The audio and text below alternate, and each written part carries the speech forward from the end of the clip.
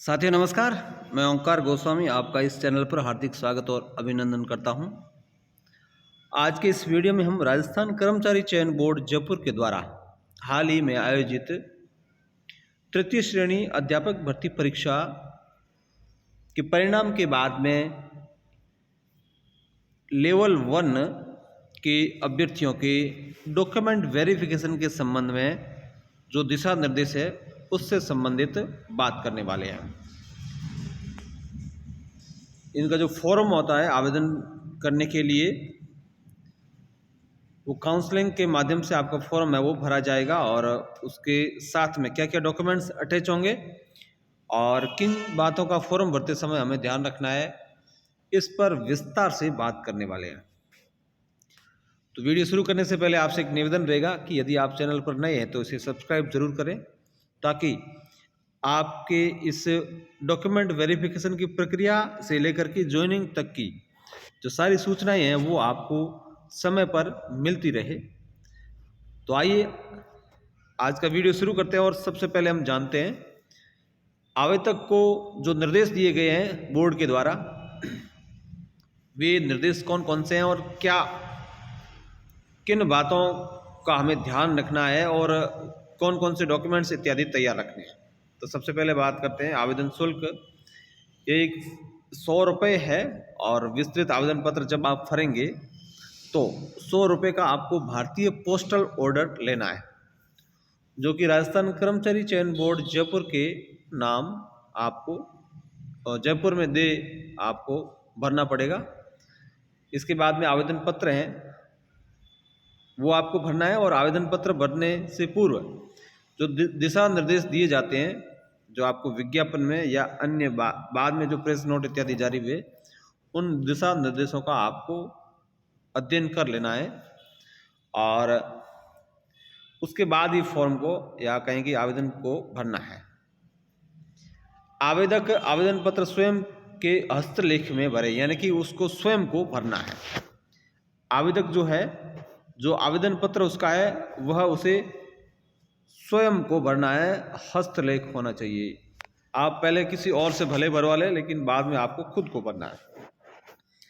आवेदन पत्र निर्देशानुसार व बिना किसी प्रकार की काट छाट के भरना है।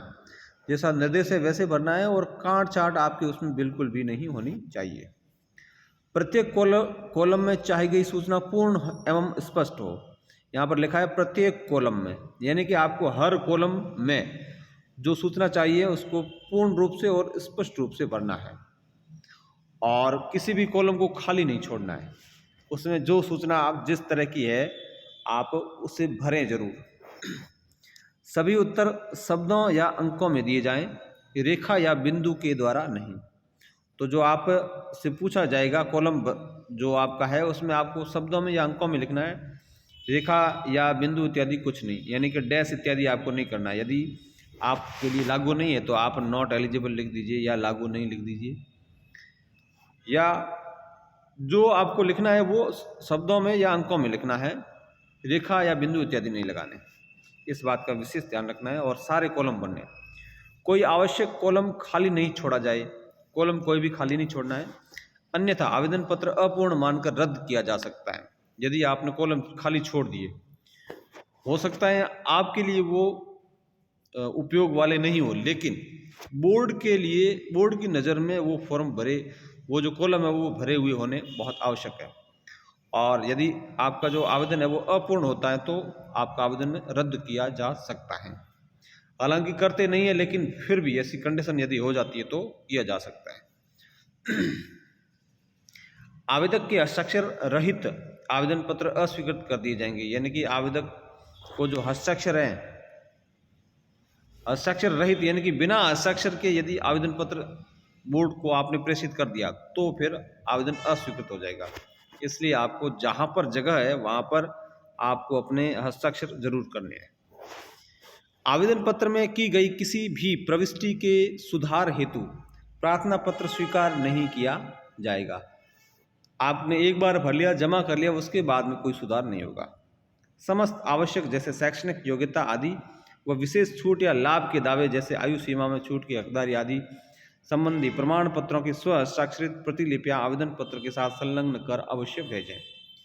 आपकी जो शैक्षणिक योग्यता है उसके, और यदि आपको कोई विशेष छूट लेनी है, कोई विशेष लाभ लेना है, तो उससे संबंधित जो प्रमाण पत्र हैं उन सभी को, यानी कि आपके डॉक्यूमेंट्स जितने भी हैं उन सभी को स्व हस्ताक्षरित प्रतिलिपियां, यानी कि आपको उसकी फोटोकॉपी करनी है और उसे सेल्फ अटेस्टेड करना है, स्वयं को हर पेज पे, हर फोटोकॉपी पे हस्ताक्षर करने आवश्यक है।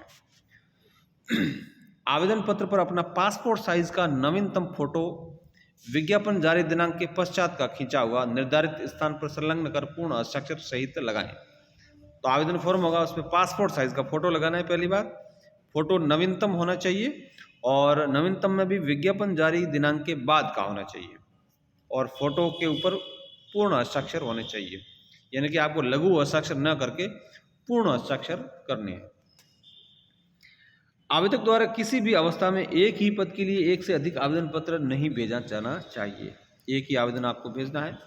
आवेदक द्वारा विधिवत भरा हुआ निर्धारित आवेदन पत्र, नवीनतम फोटो आदि के साथ बोर्ड द्वारा निर्देशित कार्यालय में निर्धारित तिथि प्रस्तुत किया जाना आवश्यक है। जो आपकी डेट तय होगी उस डेट में आपको आवेदन फॉर्म भर के जमा करवाना आवश्यक है। फिर निर्धारित दिनांक के पश्चात प्राप्त आवेदन पत्र स्वीकार नहीं किए जाएंगे, और आवेदक को सुविधा व सुलभ संदर्भ हेतु भरे हुए आवेदन पत्र की फोटो प्रति रख लेनी चाहिए, यानी कि आपको सुविधा हो इसलिए आपने जो आवेदन पत्र भरा है उसकी फोटो को भी आप करा करके अपने पास रख लें। ये है आवेदन पत्र भरने के संबंध में निर्देश। अब है प्रमाण पत्र के संबंध में निर्देश। प्रमाण पत्र के संबंध में यदि हम बात करें तो समस्त आवश्यक और वांछनीय प्रमाण पत्रों की स्वप्रमाणित प्रतियां, स्वप्रमाणित सेल्फ अटेस्टेड कॉपी होनी चाहिए। किसकी? शैक्षणिक की, आयु की, आचरण, जाति, निःशक्तता, वैवाहिक स्थिति, भूतपूर्व सैनिक एवं उत्कृष्ट खिलाड़ी से संबंधित प्रमाण पत्र, यानी कि आप जो जो डॉक्यूमेंट लगाएंगे सभी सेल्फ अटेस्टेड होने चाहिए।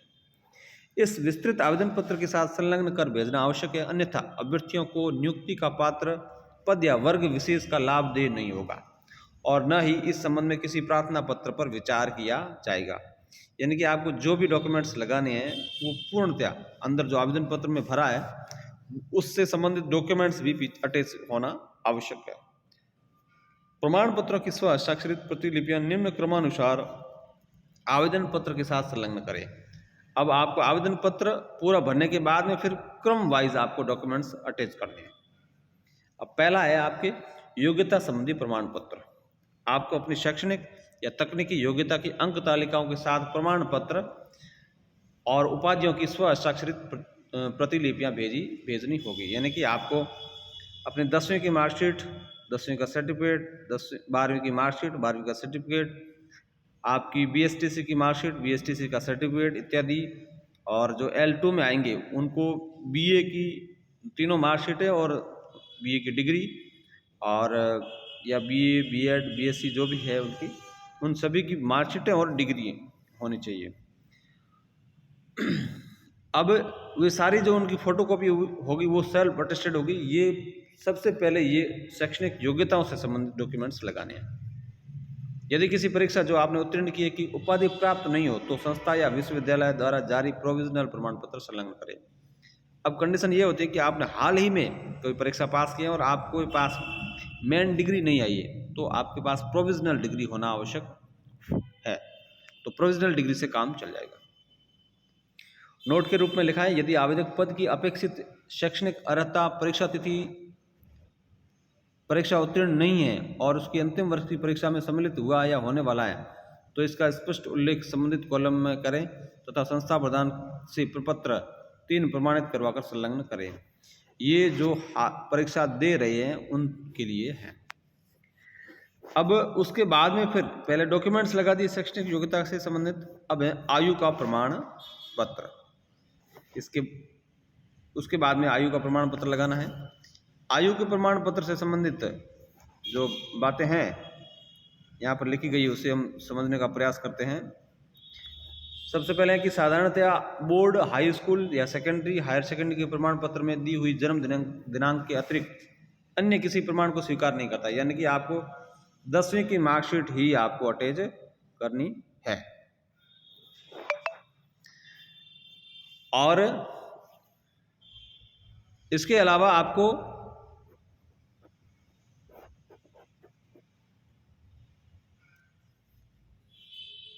अतः आवेदक को चाहिए कि वो अपने हाई स्कूल या हायर सेकेंडरी स्कूल की जो कॉपी है, उसकी जो फोटोकॉपी है, उसको सेल्फ अटेस्टेड करके और उसे लगा दे, जिसमें उसकी जो डेट ऑफ बर्थ लिखी हुई होती है। हाल राजस्थान में तो 10वीं की मार्कशीट में ही, राजस्थान बोर्ड की और CBSE की जो 10वीं की मार्कशीट में डेट ऑफ बर्थ होती है, तो उसकी आपको कॉपी लगानी है।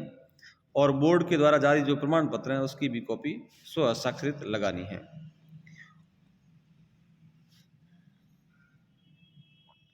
इसके लिए आवेदक को चाहिए कि वह अपने विद्यालय के प्रमाण पत्र की प्रतिलिपि संलग्न करे, जिसमें उसकी जन्म दिनांक के बारे में उल्लेख हो। राज्य कर्मचारी अपनी सेवा पुस्तिका में दी हुई आयु को प्रमाणित कराकर अधिक उद्धृत कर सकता है। और भी ऑप्शन है, यदि कोई गवर्नमेंट जॉब में है तो उसे अपनी सर्विस बुक की कॉपी है वो वेरीफाइड करा के अटैच करनी है। दूसरे नंबर पे है, यदि आपने कोई छूट ली है, विज्ञापन में जो दिशा निर्देश दिए गए थे और आप किसी श्रेणी में यदि छूट ली है, तो आप उस छूट के लिए आपके पास जो डॉक्यूमेंट अवेलेबल है उसकी स्व प्रमाणित कॉपी लगाएं। इसके बाद में है आयु संबंधित सामान्य नियम है वो दे रखे हैं और ये आपको पढ़ लेने हैं। और इसके बाद में जब हम बात करते हैं आचरण संबंधी प्रमाण पत्र की,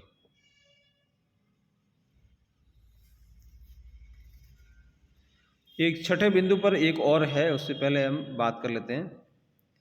यदि कोई अभ्यर्थी सीधी भर्ती के लिए ऐसे किसी विशेष वर्ग में जिसमें ऐसी कोई भर्ती नहीं की गई है, हाँ ये उनकी छूट के लिए, तो उनको 3 साल की जो छूट दे है वो विज्ञप्ति में लिखा हुआ है, उसके अकॉर्डिंग छूट मिलेगी। आचरण संबंधी प्रमाण पत्र में यदि हम देखें तो अंतिम शिक्षण संस्थान, जहाँ पर आपने लास्ट में अध्ययन किया है, तो वहाँ के आचार्य से एक प्रमाण पत्र लेना है। किसके संबंध में? आचरण के संबंध में, आपके चरित्र के संबंध में। तो चरित्र प्रमाण पत्र है वो अंतिम संस्थान से आपको लेकर लेना है और उसकी कॉपी है वो अटैच करनी है। नोट के रूप में लिखा है, स्थायी राज्य कर्मचारी को चरित्र संबंधी प्रमाण पत्र भेजने की आवश्यकता नहीं है। जो कर्मचारी है उनको चरित्र प्रमाण पत्र की आवश्यकता नहीं है, लेकिन इसके बदले में स्थायी राज्य कर्मचारी होने का प्रमाण पत्र जो सक्षम अधिकारी द्वारा प्रदत्त हो वो अटैच उसको करना है। अब हम बात करते हैं जाति प्रमाण पत्र के संबंध में। जो आवेदक राजस्थान के किसी आर्थिक रूप से कमजोर वर्ग, अनुसूचित जाति, अनुसूचित जनजाति, अन्य पिछड़ा वर्ग और अति पिछड़ा वर्ग के हो, उन्हें चाहिए कि वे उनके प्रमाण स्वरूप निर्धारित प्रपत्र में निम्न अधिकारियों में से किसी एक अधिकारी द्वारा प्रदत्त प्रमाण पत्र प्रस्तुत करें, और जो कि आवेदन पत्र प्राप्ति की अंतिम दिनांक के पूर्व और नवीनतम जारी हो, अन्यथा अभ्यर्थियों को विशेष वर्ग का लाभ विज्ञापित पदों हेतु दे नहीं होगा। तो आवेदन पत्र है वो जमा कराने की जो अंतिम तिथि है उससे पहले का बना हुआ होना चाहिए।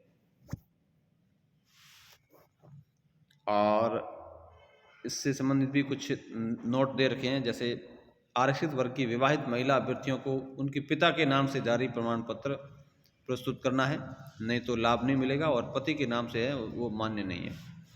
और दूसरा है कि आवेदक जो अन्य पिछड़ा वर्ग के हैं उनको सक्षम अधिकारी से नॉन क्रिमिलियर या क्रिमिलियर होने का जो प्रमाण पत्र देना है। जो फायदा है वो नॉन क्रिमिलियर को बनता है, मिलता है, तो जो नॉन क्रिमिलियर का सर्टिफिकेट उसे नवीनतम लगाना है। और ये जो है आवेदक को आवेदन की अंतिम तिथि तक संबद्ध वर्ग में होना चाहिए, होने का जो एविडेंस है उसको देना है। फिर विशेष योग्यजन प्रमाण पत्र, इनकी जो 40% से ज़्यादा जो विशेष योग्यजन है उनको इसका फ़ायदा मिलता है कैटेगरी वाइज, और अनुभव इसमें है नहीं। और विवाह संबंधी प्रमाण पत्र, आप यदि विवाहित हैं तो सक्षम अधिकारी द्वारा जारी विवाह पंजीयन प्रमाण पत्र आपको संलग्न करना है, और यदि तलाकशुदा है तो इसके संबंध में भी प्रमाण पत्र प्रस्तुत करना है। तलाक डाइवोर्स का जो कोर्ट में जो डिक्री मिली है उसे प्रस्तुत करना है। और यदि आवेदक का विवाह राजस्थान राज्य के बाहर संपन्न होने के कारण पंजीकृत नहीं हुआ है, या अनिवार्य विवाह पंजीयन लागू होने से पूर्व संपन्न होने के कारण पंजीकरण से छूट जाता है, तब भी वह इस हेतु पूर्ण विवरण सहित अपना शपथ पत्र प्रस्तुत करें। यानी कि जिनका आउट ऑफ स्टेट विवाह हो गया है उनको शपथ पत्र बनाना है, और जो विवाह पंजीयन अनिवार्य की तिथि से पहले जिनका विवाह हो गया उनको शपथ पत्र लगाना है। सेवारत अभ्यर्थी को अपने नियुक्त अधिकारी से जो आवेदक सेवारत हैं, स्थायी या अस्थायी दोनों भी हो, उन्हें अपना आवेदन पत्र सीधे ही बोर्ड कार्यालय को भेजना चाहिए, और इस संबंध में अपने नियुक्ति अधिकारी या विभागाध्यक्ष, दोनों ही है, विभाग के अध्यक्ष या नियुक्ति अधिकारी को अवश्य सूचित कर दें। यदि कोई आवेदक अपना आवेदन पत्र अपने नियुक्ति अधिकारी या विभागाध्यक्ष के माध्यम से भेजता है तो वह बोर्ड कार्यालय में आवेदन पत्र प्राप्ति के अंतिम दिनांक के बाद पहुंचता है, तो उस प्रार्थना पत्र पर बोर्ड द्वारा विचार नहीं किया जाएगा। तो समय पर आपको भेज देना है। और राष्ट्रीयता के संबंध में यहाँ पर लिखा हुआ है भारतीय होने चाहिए, और अन्य देशों के लोगों को भी फायदा है। आवेदक को आवेदन पत्र के साथ कोई भी मूल प्रमाण पत्र नहीं भेजना है, लगाना है भाई, ये सबसे मेन बात है। सबकी को फोटो कॉपी लगानी है, और जब तक कि बोर्ड द्वारा विशेष रूप से ऐसी मांग नहीं की जाती, विशेष रूप से स्पेशल रूप से, तब तक आपको मूल प्रमाण पत्र नहीं लगाना। फिर है, प्रत्येक प्रार्थी का शारीरिक और मानसिक रूप से स्वस्थ होना आवश्यक है, और उसे किसी प्रकार की चिकित्सकीय परीक्षण हेतु तत्पर रहना होगा जो नियुक्ति करने वाला अधिकारी उचित समझे। और इसके अलावा जो दिशा निर्देश यहाँ पर दे रखे हैं वो आपको पढ़ लेना है, उसमें कोई सामान्य दिशा निर्देश है। तो ये थे थर्ड ग्रेड लेवल फर्स्ट के अभ्यर्थियों को डॉक्यूमेंट वेरिफिकेशन के संबंध में आवेदन पत्र भरने से संबंधित दिशा निर्देश। उम्मीद है आपको सभी दिशा निर्देश हैं वो समझ में आए होंगे, और फिर भी यदि आपके मन में कुछ प्रश्न उठ रहे हैं तो आप कमेंट बॉक्स में लिखिए, और जल्दी ही मैं आपको उन कमेंट्स का जवाब देने का प्रयास करूंगा और आपको सही मार्गदर्शन देने का प्रयास करूंगा। और अंत में आपसे एक गुजारिश रहेगी कि यदि आपने चैनल को सब्सक्राइब नहीं किया तो इसे सब्सक्राइब ज़रूर करें। फिर मिलते हैं एक नई वीडियो में। जय हिंद।